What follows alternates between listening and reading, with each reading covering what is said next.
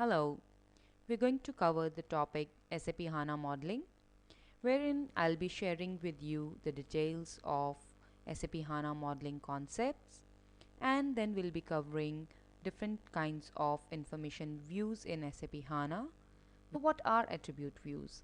See, in the language of SAP NetWeaver Business Warehouse, attribute views are like dimensions, okay, but with the difference that is the attribute views are fully reusable throughout the system, and these are not stuck up to a single model.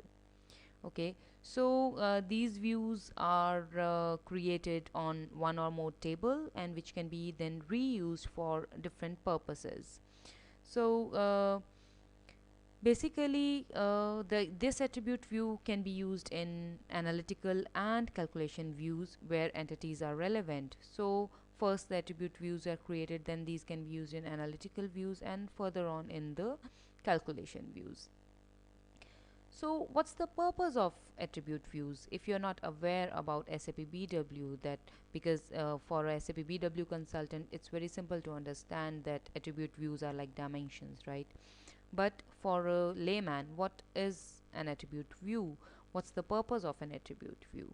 So, attribute views are designed while keeping the aim to answer one of the standard questions, that is, how you want to measure. So, I'm not saying what you want to measure, I'm saying how you want to measure. See, when you are doing reporting in the business, there are many use cases. So, let me just take one use case of organized retail and the point of sale as the business process. So, in that scenario, we have sales quantity and sales amount, um, which are the values to be measured, right? So, these are the measures which are required to be measured. In the reports, we need the sales quantity and the sales amount. So, this is the answer for what is to be measured. We need to measure sales quantity and sales amount.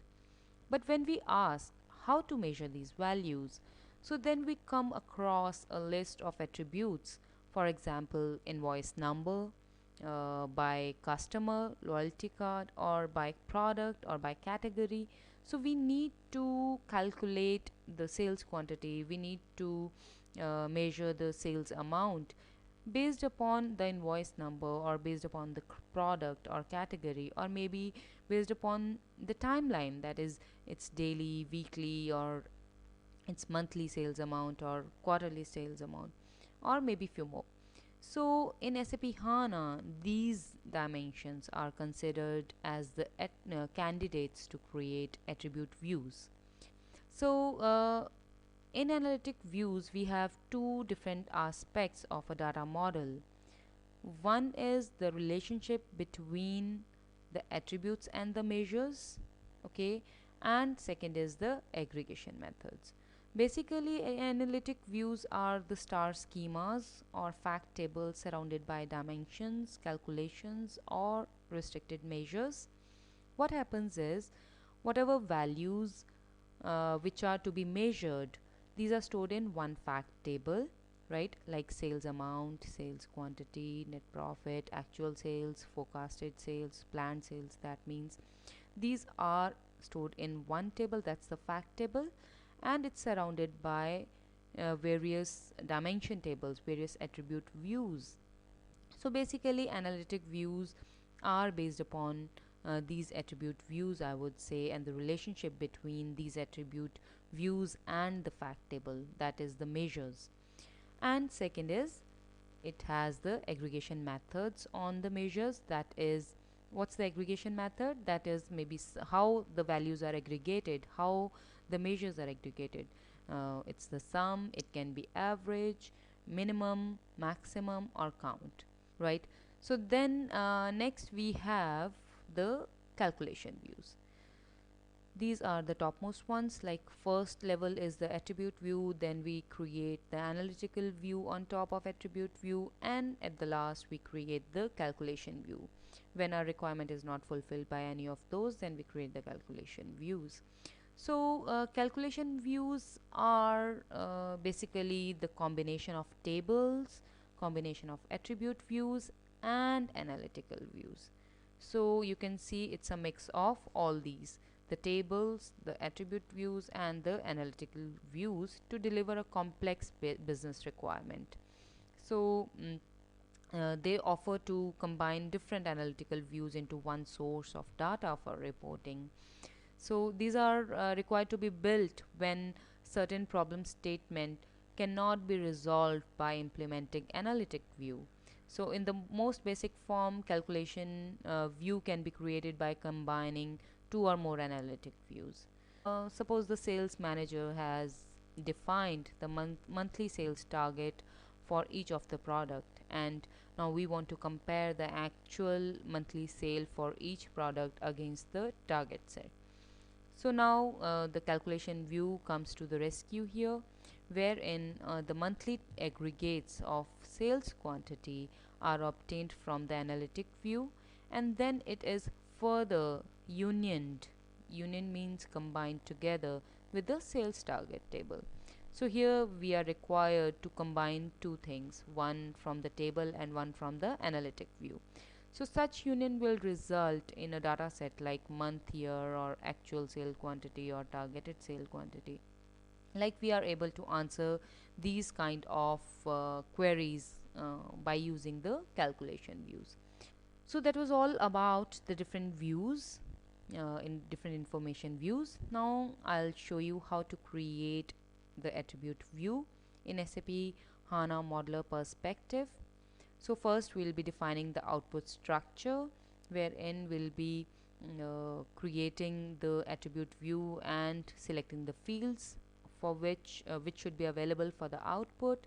Then we'll be defining the key attribute, and these are the two most important steps, the mandatory ones, and the optional ones are the two, that is you can create the calculated columns and you can assign the semantics. I'll be showing you, and then later on I'll be activating the attribute view. So this is how we create the attribute view. Now let's go to SAP HANA Studio.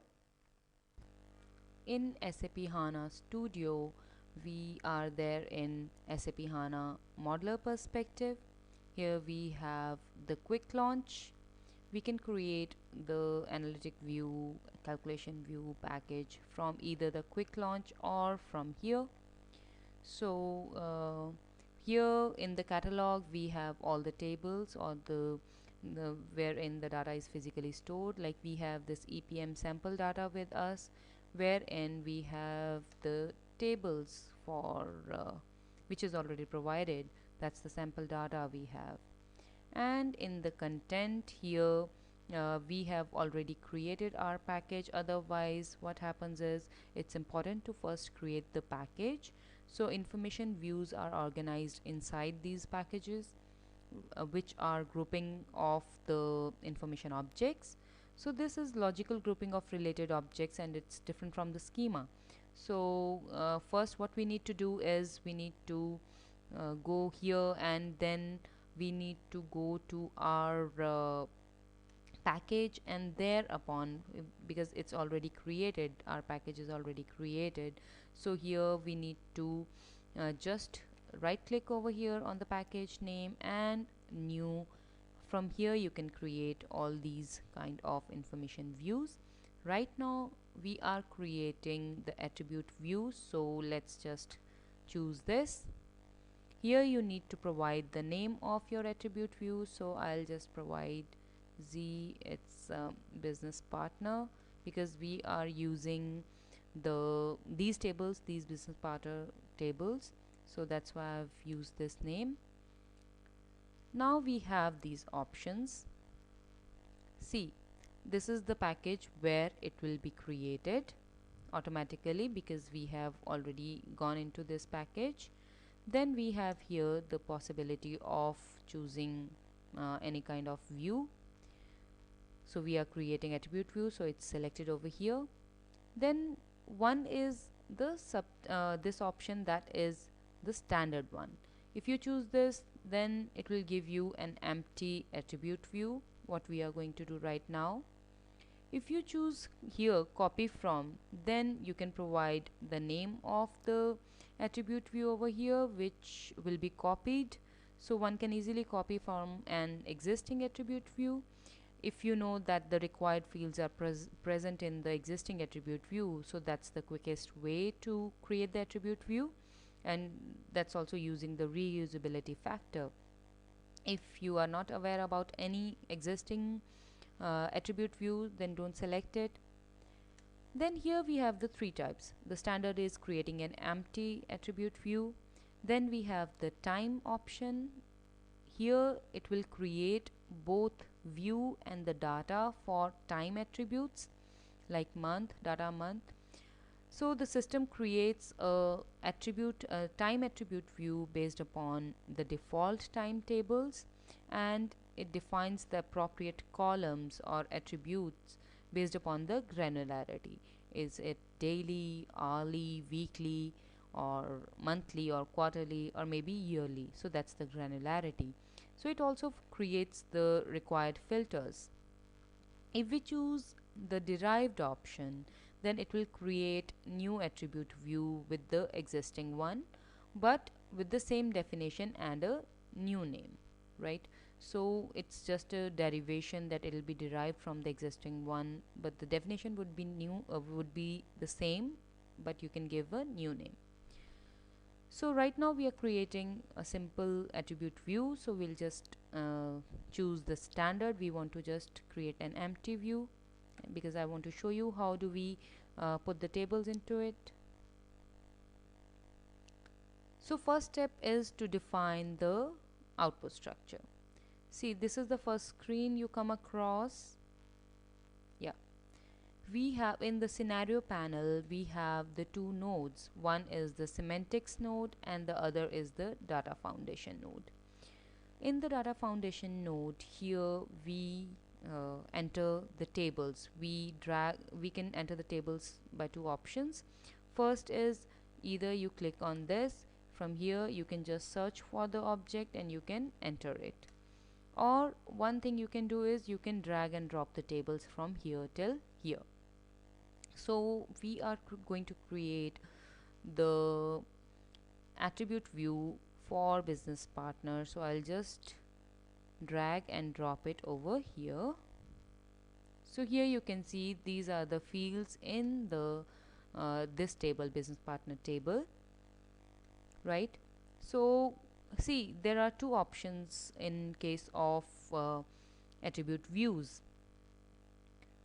There is no limit of that how many tables you can add, right? You can either create it on one table or you can create number of tables, use number of tables. If you're using number of tables, then you have to use the joins. Then we create the table joins. So table joins links these different tables of the attribute view to achieve the desired output. So you can arrange the tables according to your model. If you want to query data from more than one table, so in the details panel, context menu, choose create join and enter the required details, or we can just drag and drop the our links, and that way we can create the joins. So again, we have two types of joins. One is the join between the tables with the attributes, it's a standard joins, and the join with the text tables are of special type are called text joins. So we choose to create text join between table fields in order to get language specific data. So here I have just entered one table, I'll just put one more, so just drag and drop it. It's not added. Yeah. So once you're here, then this is the output panel, wherein you can from here you can add the value the fields which you want to see in the output. So what you can do is you can just right click over here and do add to output. These will be then seen in the output. You will be able to see that in the output. First name, add to output, maybe phone number, add to output, and from here it's phone number, we have its company name, add to output. And one more thing, we have not linked these two tables yet, so we need to, yeah, so you can see over here now these two tables are linked, right? And the join type is referential. This is one way of joining the two tables. See, the join can be of many types. We have many kinds of joins with us. One is the inner join, then referential join, left outer join, right outer join. See, in this case I have used referential joins, so that's an inner join where referential integrity is assumed. So in case of left outer join, all the rows from the left table, uh, even if there is no match in the right table, then all the rows in the left table are shown. In case of right outer join, all the rows in the from the right table, even if there is no match in the left table, are shown. So that's the kind of join you can use based upon your requirement. If one more kind of join we have, that is full join, wherein all rows from both the tables, regardless of whether they have a match or not, are shown in the output. And in case of inner join, where rows where there is at least one match between both the tables are shown in the output. So this is the type of join, which here you can see this is the left element or the right element. Then this is our join type. This is for language column. If we are using the text, the join between the text tables, it comes into the picture then. Then next we can apply the filters as well. So here, suppose in first name, if you want to apply the filter, so you can just, if we have these operators with us, equal to, not equal to, list of values, null, greater than, all these operators, and from here we can choose the values for us. These are the records which are these are the values which are already there. So we can choose, we can put the filters like that. That means we can put the conditions. So this would be the join condition, and this filter will be applicable for this view. And then we have next option is to define the key attributes. That's the most important step which we need to do, that we need to define the key for this view. Okay, for that, in the scenario panel, we have to go to semantics node, this one, we have to select this. Then we are shown here this column panel, and from here we need to go to attributes, and here we have the list of all the attributes which are there, which we have selected for the output.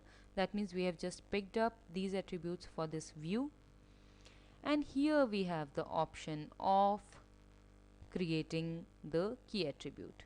For every attribute we have this option. You can choose any attribute to be the key attribute, but of course we use the that field as the key attribute which is unique for the whole view, right? So for node key is unique for the whole view, so we can just click over here in the first column, that's the type, and choose it as key attribute, and then a sign would appear in front of our node key, that's the key attribute.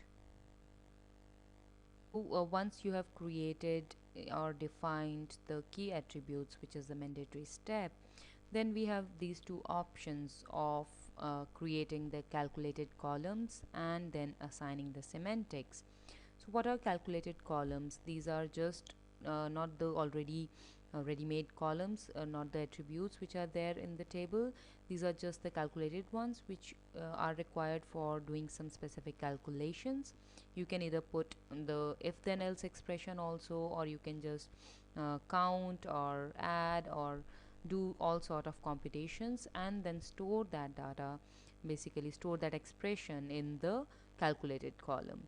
So what we need to do, we need to go to the data foundation panel, and here in the output section we have calculated columns over here. So in the context menu of calculated column we have to choose new. Then we need to provide the name and description for the calculated column. It's just say test, so it's there, and we need to provide the length and the scale over here and the data type. It depends what kind of computation you are going to use.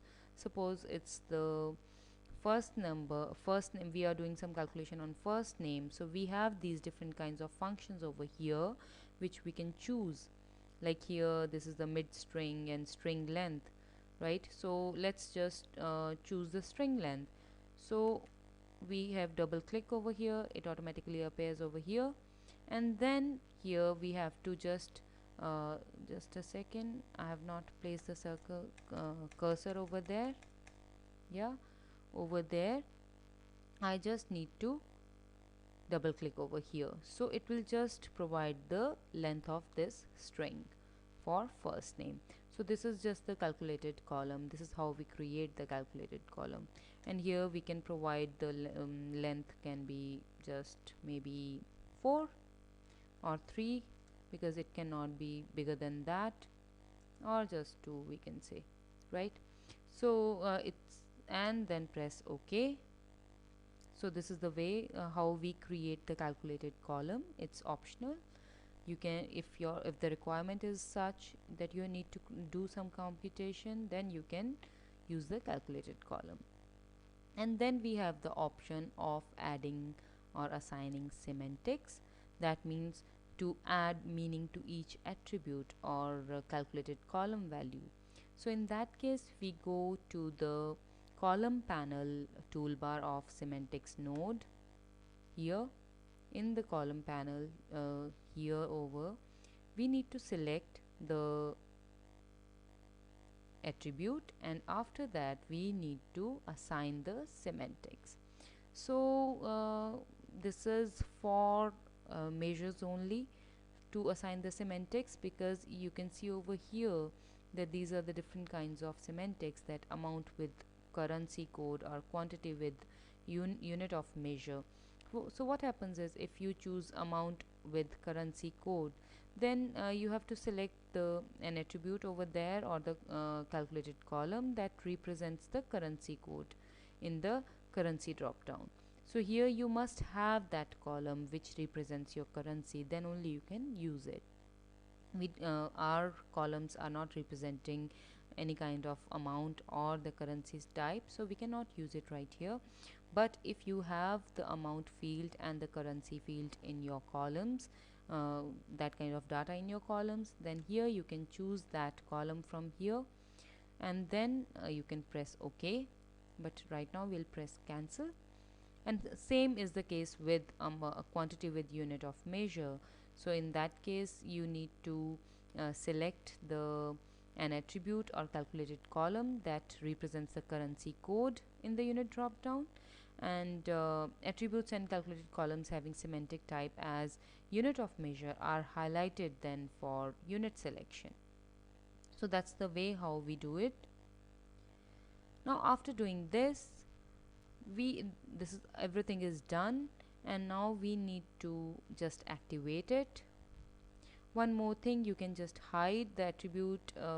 If you mark some attribute as hidden, then these are not available for the consumers or the high level views that are built on top of the attribute view.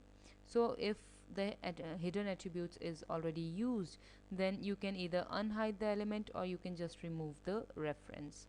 So this is for that purpose only. So I guess we have done everything in our attribute view. We have just included these two tables, and we have created the join. We have selected the output panel as well, all the columns in the attribute panel, in the columns panel, and here we have created one calculated view also. We have assigned the key attribute as well, which is the most important step. So everything is done. Now we are ready to validate it. Let's just validate it.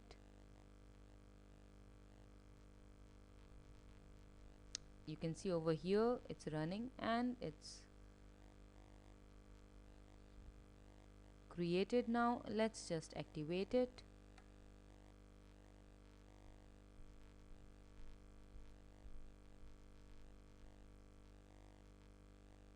and this is how it's activated.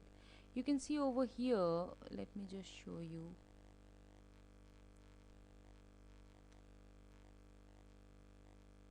This is our attribute view which is created. A diamond appears over here when it's not activated. Right now these two views are activated, that's why no diamond is there. Otherwise, if you create some attribute view or any object and it's not activated yet, then a diamond would appear over here. So that way you get to know whether it's activated or not. So this is how an attribute view is created.